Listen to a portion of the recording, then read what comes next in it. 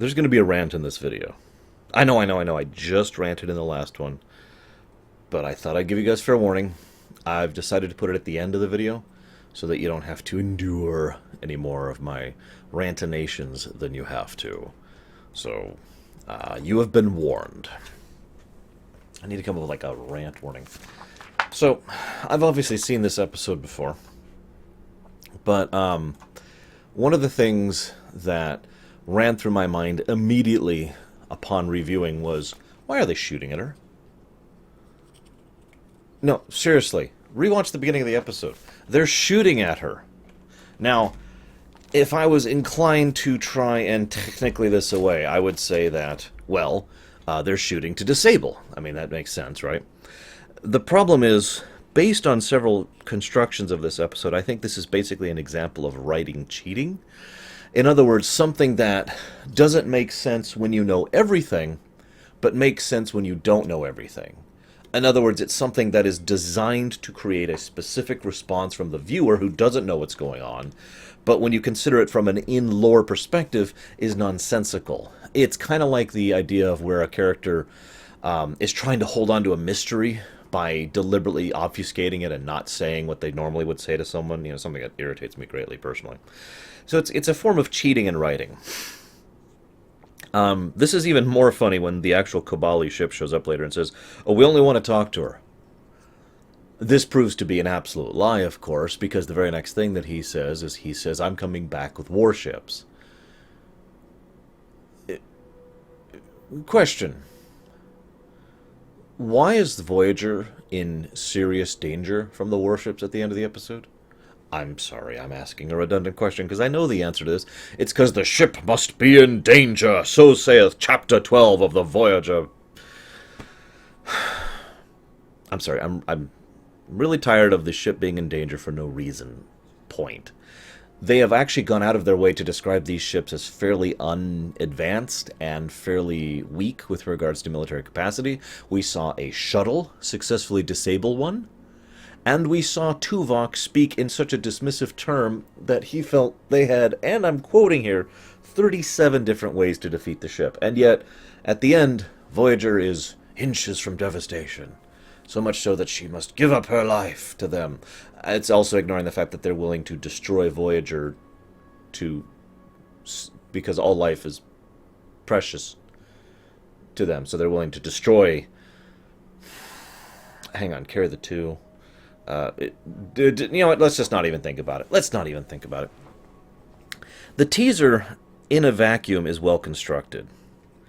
That doesn't make it any more interesting in the construction of the overall episode. It is a good teaser, but it's a good teaser that is good through lying. And this is not the first time I've brought this up. And again, not the last time I'll bring it up either, when a teaser's like, oh my god, what it could be! Oh, it's actually nothing. That's the second time. Technically the third time the writing has cheated on this episode. Let's bring up the fourth time the writing cheats on this episode. We're just going to cut over this really quick.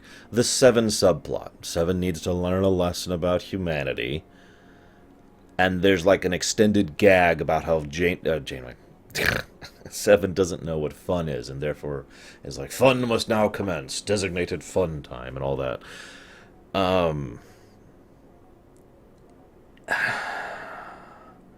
It's hard to properly describe why the Seven and kid scenes fail. The kid actors are good, as I've already described, even though the one guy playing each of them is actually older than I am. But the woman playing the girl, I can't remember her name right now, she's decent for a child actor. And Seven is, of course, Jerry Ryan, so she's decent. And, you know, they've got some good dynamics, and this is an important part of that character progression. It just falls flat on its face because instead of actually doing anything character-wise, instead of actually exploring Seven's desire to pass on, you know, the blind leading the blind, like they did with the Doctor to Seven, instead of trying to offer more insight into the characters of the children and showcasing more what they can do, instead of trying to flesh out more of the potential thematic significance of both risk, reward, punishment, loss, and trying to tie that in thematically to the other thing, the other plot with Lindsay. They do nothing with it. It's just the extended gag of, ha ha, the Borg is assigning fun time isn't that hysterical, and every single scene is just a repetition of the same extended gag. It's a gag so predictable that you can see it coming from the very first scene it rears its head. And that brings up another point here. This, once again, bad writing. Let me explain one of the things that I consider to be one of the worst examples of bad writing. Just my opinion. When you write something that happens because plot. Now, I can forgive this. It's still bad writing, but I can forgive it if it's in service of something good. You know, I've said that many, many times. You can do bad writing, you can do lazy writing, you can do other forms of negative writing if you're going to accomplish something interesting or engaging or otherwise, you know, good with it. In this case, what is accomplished by having a distress call from the ship be picked up not by the ops or the comm or anyone whatsoever on the bridge, but by one side station that wasn't being manned in the fricking stellar cartography? Can anyone explain it? It's because plot, because they wanted to tie the two things together, even though it makes absolutely no sense and is just there to be like, ha. I want you to imagine for just a moment, just picture this if you will, if the little girl had not tried to re-initiate contact against the orders of Seven with Lindsay. Do you think it would have been... It's just one of those amusing thoughts that maybe she never would have actually gotten a hold of Voyager, because apparently no one on the bridge is paying any attention, and no one's paying attention in cartography, so maybe it would have just been like, oh well, I guess she just gets recaptured by the Cabal, the end. And if you think about it, that's what happens at the end of the episode anyways, so that feels like kind of a full circle thing anyways. It's just shrinking the circle. As if it's not obvious, I don't like this episode. I want to make this clear, by the way. I looked up her name. Hang on, what's her name? God, my handwriting's getting so much worse over the years. I swore I wrote down her name. Maybe I didn't. The actress who plays Miss Lindsay does a good job of the role. I can't find her name. I must not have written it down. She does a good job with her role. I lay none of the blame on her. She is a good guest star. She is portrayed as an extrovert, someone who definitely takes attention and draws attention to herself, someone who actually would play off well against Harry Kim. The two of them actually have some genuinely good chemistry on screen. It's actually pretty funny. And the obvious romance there, while obvious, nevertheless works. So I lay none of my grief of this episode at them. I just want to make that clear. As usual, I usually don't have much of an issue with the actors of Voyager. That's not exactly a new perspective from me. Let me just nitpick a little bit. Can I nitpick for a little bit? Is that okay? It's nice to see some continuity in this episode. For example, she died during the Hirogen conflict. And in fact, the stardate they give is between Prey and Hunted, so that's nice. The kids and Seven, that coming about, that's nice. It's really nice that they actually bother to embrace continuity in this episode. How did she catch up to Voyager? How did the rest of the Cabal catch up to Voyager? It's been 3 frickety years. They've gone a long ways in that 3 years. Think of how many jumps they've gone to shortcut over those 3 years. At some point, someone figured out the exact number. Forgive me for not remembering it, but it's a long freaking distance. But no, she's right there. It only took her 6 months to find Voyager. Okay. Did they actually have a 2-minute briefing meeting just to say, hey, she's back? Is that something they actually did? Here's another one for you. Why does the replicator produce a burnt pot roast? Now, it's difficult to explain why that makes no sense. So I'm going to try my best here because of my interpretation of how replicator technology works. It takes a pre-existing pattern and duplicates the pattern, okay? So it's not like it actually makes a roast and then cooks it. It makes a cooked roast, okay? Does this make sense? So the idea of it being this nuked pot roast means it had to have, like the idea of it coming out wrong, like pieces of it missing or it falling apart or whatever, that makes a bit more sense. If there was a glitch in the replicator, the food would literally just come out incorrect, as opposed to an overly cooked pot roast, which makes no sense. Because the only way for that to happen is if it misinterpreted her command and said, I want a super nuked pot roast, and that happened to be in the databanks. for some reason. This is yet another example. There's lots and lots of little stuff. I've already pointed out like 5 things that only happen because plot. And again, I'm willing to let that go if you go somewhere with it, if you do something with it. But the only purpose that served was so that Janeway could have peanut butter and jelly with the ensign. That's not... No, you don't get a pass for that. That doesn't work that way. And then there's the meeting with Janeway. I mean, while we're on it. Kim Rhodes. I wrote down her name right here. How did I miss that? Kim Rhodes is her name. She does a great job of the role. Then there's the meeting with Janeway. Actually, I kind of want to save that. Let's talk about that in a moment. And we'll talk about that in a moment.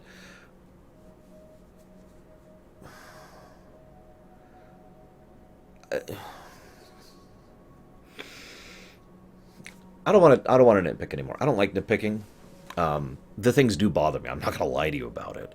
But they bother me because they serve no purpose.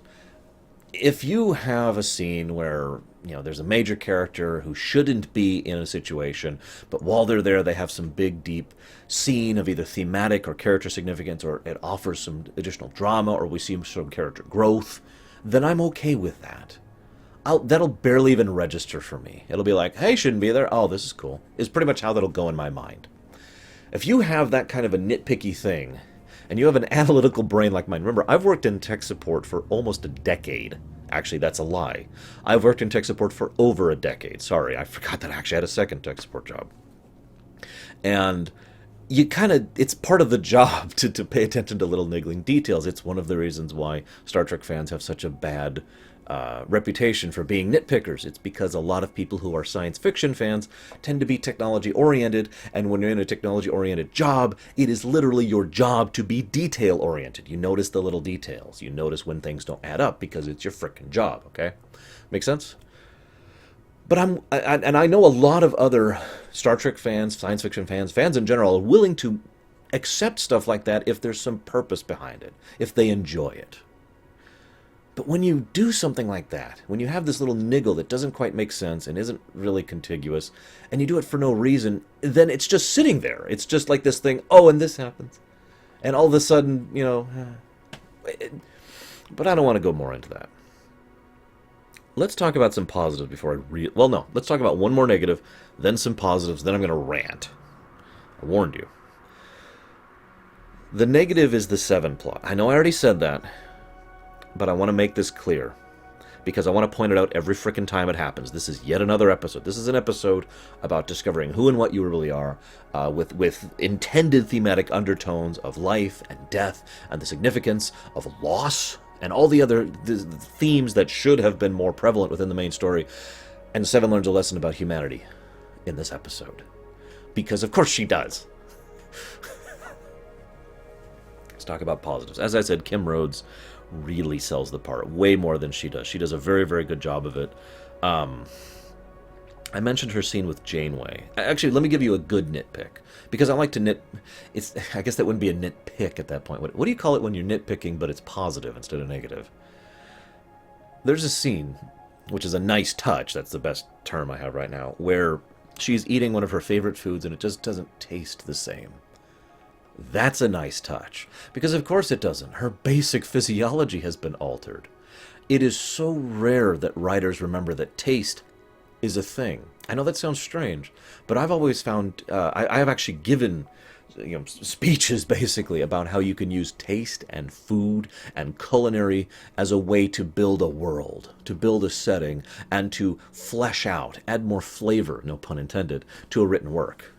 It's something that so many people tend to forget. When you're a writer, you tend to try and hit the senses, but most people just hit sight and sound. Taste is a very important sense to people, and I like that little tiny tidbit of the fact that her favorite food doesn't taste quite the same anymore. That has great dramatic potential right there, because all of a sudden she has a permanent reminder that something she used to love isn't the same, that she will no longer have that same thing anymore, probably ever. Even though that makes no sense, because the doctor on this ship managed to turn 2 salamanders back into people, and in the same 1 minute span of time, the doctor mentions that he has her DNA on file, and yet does not have enough DNA to fix her back to human.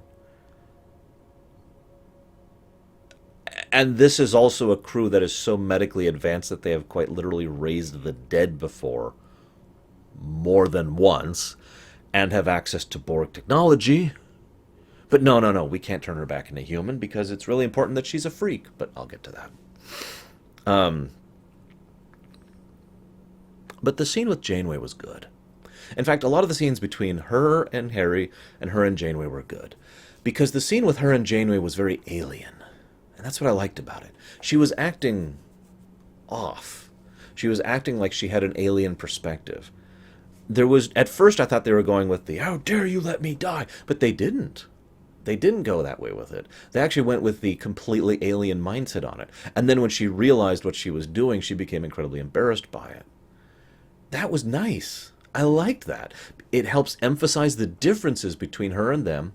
It helps emphasize how much this has been a very traumatic experience for her, as well it should. She died, and then she came back with not all of her memories. That's another subtle point that they actually did right. He mentions her father, and she doesn't remember him. Because in the previous scene, they established that she doesn't remember everything. In fact, most of them don't remember everything. She just happened to remember more than most, enough to want to go back to Voyager. And initially I was ready to bash this episode for being all about how much she wants to get back to Voyager and then, no, she wants to go back home. But actually that makes a lot of sense. Ignoring the obvious we don't always know what we want concept, which I actually dislike that as a writing trope, but whatever. There's also the fact that she is in a bit of a unique situation because she is a hybrid with no choice in the matter. Now, I know what you're saying. Most hybrids don't have a choice in the matter. Seven didn't have a choice. Spock didn't have a choice. Born that way, assimilated, etc. But what I mean by that is she has the she never had the opportunity to choose, and she started out as something and then was hybridized. Now, again, that sounds a lot like Seven, and it does, but remember, this is someone who's a lot older than Seven was when she was hybridized, when she was assimilated. And in fact, Seven wasn't hybridized, really, until she was freed from the collective. So I'm going to agree there's some different parallels there. But the point being, this is someone who has a true chance to really hit the nail on that classic Star Trek trope of, best of both worlds, trying to find the middle ground. And at first, it seems like they're going to do that. It seems like they're going a Tuvix route with it. She wows Torres in engineering with that whole thing. And yet,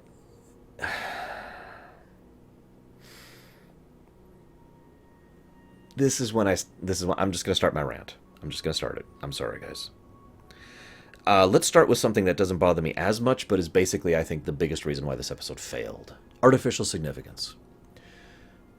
Let's say that you have built up a character over years. That this is a common recurring character, a main character, and then that character has something happen to them. They die. That death has meaning because you built up to it, because you put all this work into leading up to that moment. I know this sounds like a duh to so many of you, but bear with me, okay? If you all of a sudden introduce a character over here and say, hey, here's this character, and talk about how this character has been here all this time, and yet never once has this character ever been seen before, and then kill them off, where's the significance? It's like telling you to cry by putting a gun to your head. You can cry, and you can argue, tears. But that's not really... It's cheating. It is cheating in writing. There's so many things that imagine if this was a recurring character at the very least, one who he'd seen several times before, who he stopped seeing, like that poor engineer in engineering whose name I can't remember, Carrie, I want to say. Imagine if it was Carrie, and this was the explanation for why we hadn't seen him in so long. Imagine if it was the guy who died all the way back in Basics. Imagine if it was frickin' Seska. I mean, God's sakes, there's so many options you could do with this, rather than just have this be random ensign that you've never heard from or seen before. When you don't build up, you can't have a payoff. I know this sounds like super duh stuff to you guys, but that's exactly what this episode does. It tries to make her such a significant, critical, integral part of Harry's life by talking about all these things and all these significances to his character, and yet she has never once before been mentioned, and he has done things that, in retrospect, do not fully make sense regarding the fact that she was supposedly a part of his life for those periods in time.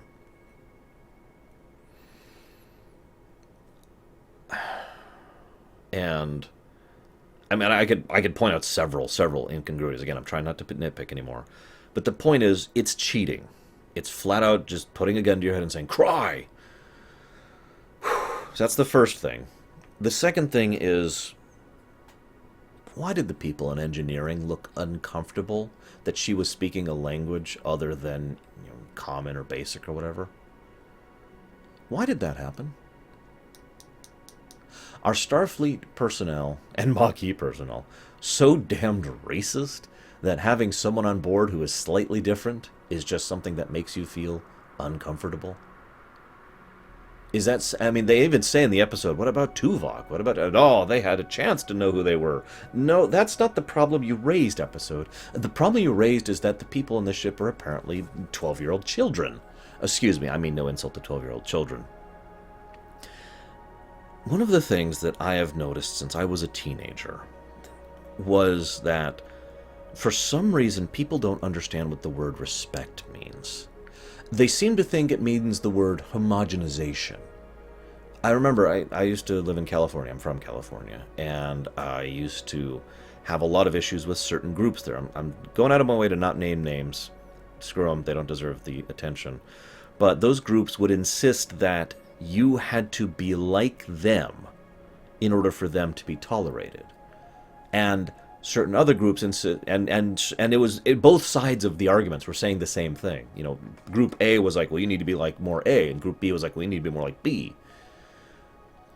They seem to think that the only way you could ever get along with someone is if you're the same as them.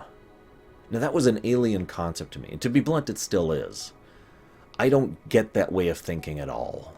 In my personal real-life experience, and of course talking from a fictional perspective, usually when I refer to characters having chemistry, or people in real life having chemistry, it's because they match each other, not because they're the same.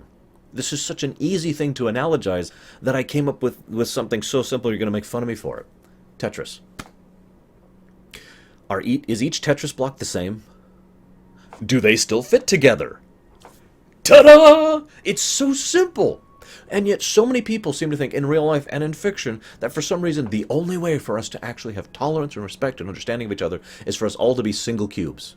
To use the Tetris analogy, rather than the L shape and the little sitting up shape and the long block, we're all just one single cube, so we all fit perfectly exactly the same. That's not how that works. That's not tolerance. That's not respect. That's not understanding. That's not cooperation. That's not conglomeration. That's just homogenization. We're all the same damn thing. That's not how that works. How many times in fiction have you seen a story where someone's like, I just want to fit in, right? I want to fit in. Like I want to. My Tetris block is like this, and theirs is like this. So how do I fit in? Well, the real answer is you do this, and you fit in like that. But all those fictional stories, how many times have you seen one where the answer is, I just need to be more like them? I just need to change how I am, and how I think, and how I feel, and how I act. Or maybe they need to change to be more like me. And therefore, we're more like each other, and we homogenize, and that's how we fit in together. No. And it drives me crazy every time I see this. Star Trek has been particularly bad about this for a long time. In Star Trek, it's usually the be with your own kind thing. How many times have you seen the be with your own kind plot in Star Trek? Or a given race, or person, or gender, or culture, or organization has been told you belong with your own kind, or you must be a part of your own kind, or they themselves have sought to be more with their own kind. Why do we have to be the same? Well, I know the answer to that. We don't! We are different. That's the point, actually. And it's awesome being different. It's awesome being able to look at someone and say, well, you're an L shape, and I happen to be, a little, a block shape. Chkonk! What's up? Respect! Bam!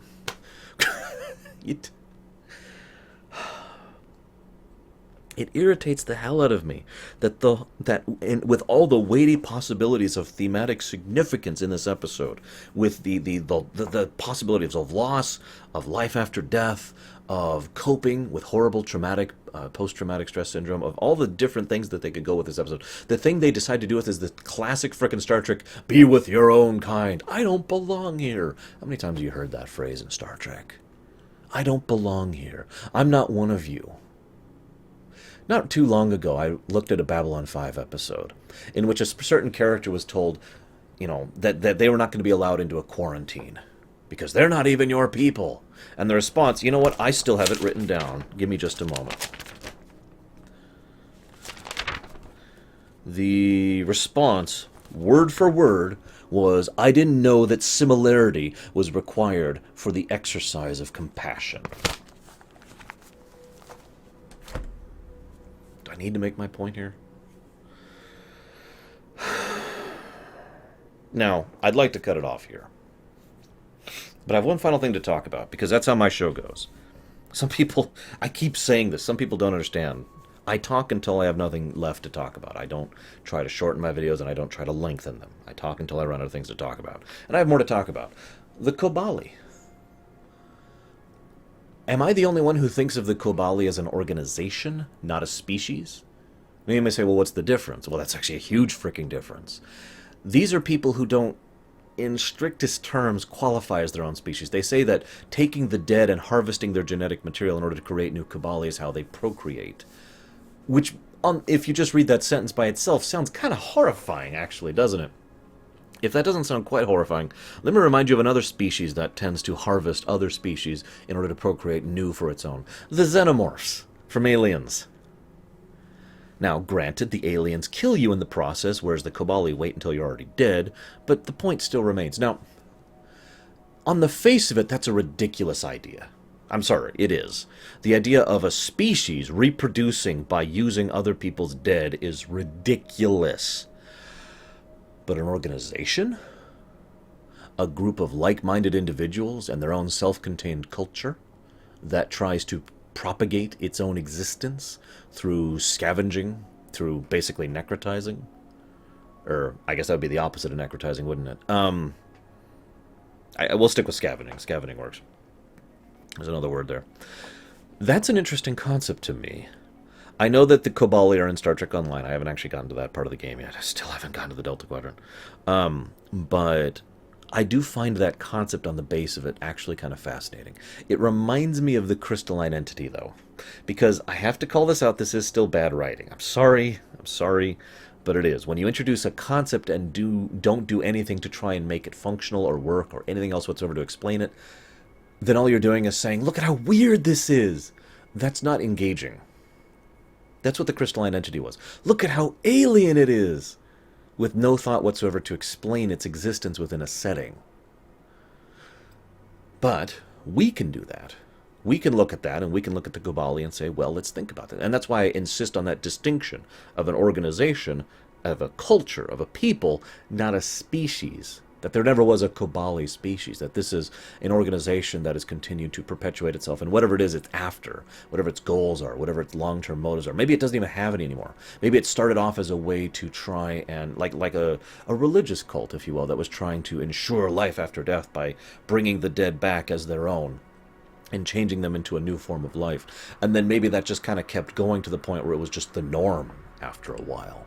It stopped being a religious cult and started just being how they exist, forming familial bonds based on choice rather than bloodlines, and all sorts of other things like that. There's a lot of potential there. None of it is explored, of course, but I like the idea so much that I've actually been tossing around in my brain the idea of something similar, a kind of a roaming group. The only thing that sticks in my brain, and I'd love to hear your guys' thoughts on this, is the why. That's the one question I haven't quite really come up with a good answer for. Why? Why do they do this? Why do they continue to self-propagate? Why do they continue to harvest the dead? What is their goal? What are their goals, plural? What are their ends, their means? They travel so far across the galaxy in 3 years. Just stuff like that is stuff I'd like to know. But anyways, now I'm out of things to talk about. So now I'll cut this video off. See you next time, guys.